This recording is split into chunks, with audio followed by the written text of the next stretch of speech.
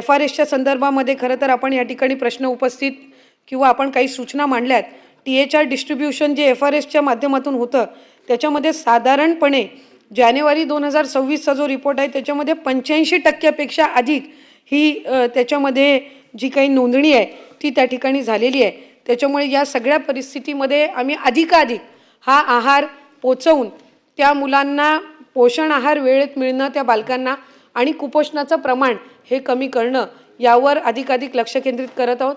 आपण या आधी सुद्धा राज्यातील आदिवासी भाग सोडून इतर यांना सुद्धा अमृत आहार योजना त्या ठिकाणी लागू व्हावी या संदर्भामध्ये आपण सूचना मांडलेली आहेत। त्यामुळे त्या संदर्भामध्ये सुद्धा सकारात्मक पद्धतीनं आम्ही, कारण ही आदिवासी विभागाकडून तो निधी महिला बाल विकास विभागाला मिळतो आणि त्यांचा तो फक्त तेवढ्या घटकापुरतं मर्यादित असतो।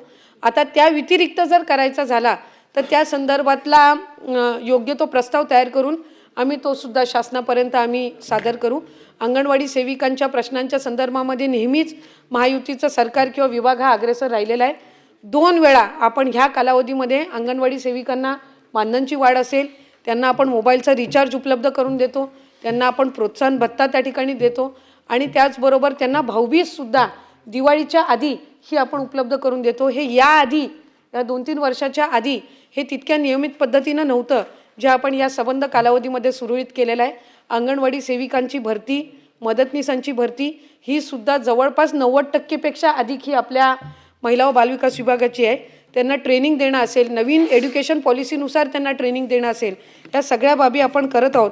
कारण पोषण भी पढाई भी ह्या दोन्ही गोष्टी या आपण त्यामध्ये अधिकाधिक या नवीन सर्व धोरणामध्ये अंतर्भूत करण्याच्या दृष्टिकोनातून काम करत आहोत।